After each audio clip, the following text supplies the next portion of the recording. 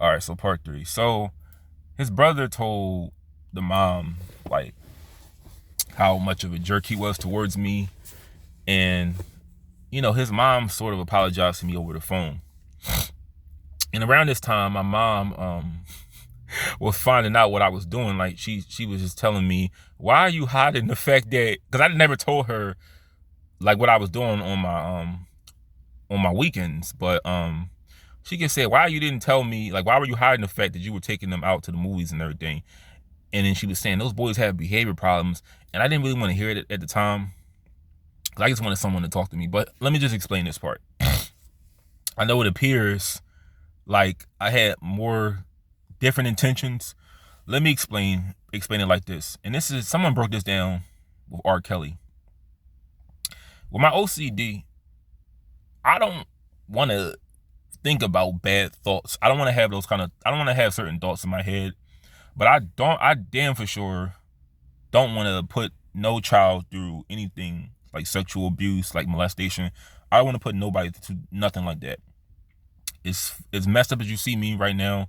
Me talking about how I have to work a job every day and just have thoughts in my head from childhood with my dad, with his girl, her daughter. Everything I'm telling you, I don't want to put no child through.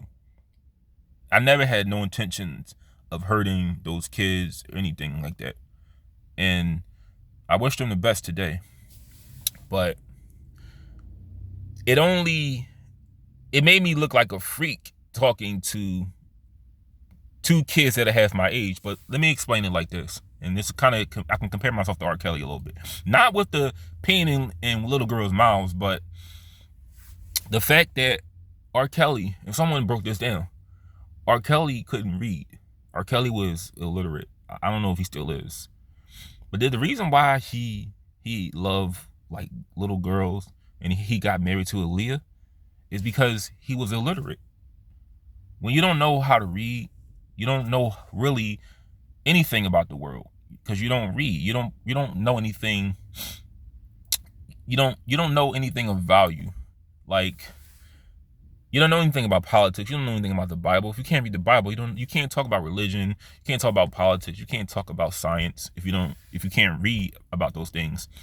But with a child, you can have pretty bullshit conversations with kids and you can talk for hours about just random bullshit. With me and my really inept social skills, I didn't know how to communicate with adults. At the time, it seemed like I can communicate with people that were a lot older than me or younger. And that was always something for me. I always talked to people that were 30, 40 years older than me or people younger than me. Now, I don't really talk to nobody. But if I do, it's for a reason. But I was talking to both of them because my bad social skills. But I'll tell you this. If now I'm a little wrong for this, but let me tell you. One day, the boy that had like, he would like throw fits in public and break the things that I got him. And the other brother sort of did the same thing. He never threw fits in public, but he did break some things. One day, I told him that I was going to take him to Wildwood. They never been to the beach before. I was going to take him to Wildwood. That's it's like a little city in Jersey. It's nothing like Daytona Beach, but it's Philadelphia's little beach, if you will. And then New York has their little beaches. We have Wildwood, New Jersey. It's not really far from Atlantic City. I mean, yeah, I didn't take him to Atlantic City. I took him to Wildwood. So one day, the boy that threw fits in public, the brother told me that he was asleep, and I'm just like, well, man, I don't want to be like, I don't want to be just sitting around all day. I want to get on this bus. So I asked him, do you have your stuff? Are you ready? He was like, yeah. And I just said, all right, then let's go. And we just get the fuck out of there. I I sort of like tell him, let's just run because like I don't want to take. I had enough for both, but I just said I don't want him like just yelling at me in public, and I'm not saying nothing back. So I just said, let's go, and we run to the L train, 69th Street, and as we on the bus, as we're on the bus, the coach bus to Wildwood, his mom called and was like, "Where are you?" And she was like, "I'm with Justin. We going to Wildwood." And I had a phone at the time. Yeah, I had a phone. She was just like, you didn't take my other son." I just said, "I'm sorry. It's just that it was late. I got work tomorrow, and I don't want to be here like all day waiting. So I said, well, I'll take him next time." I'm sorry, but he was just getting on my nerves. Like, it was just like I got tired of like just a lot of the things he was doing. And you know, I didn't really have fun, but I just wanted someone to have fun because, like I said, in spite of all the things I told you about my childhood, I did things as a kid. You know, I went to Virginia Beach, Wildwood as a kid, Ocean City, Maryland,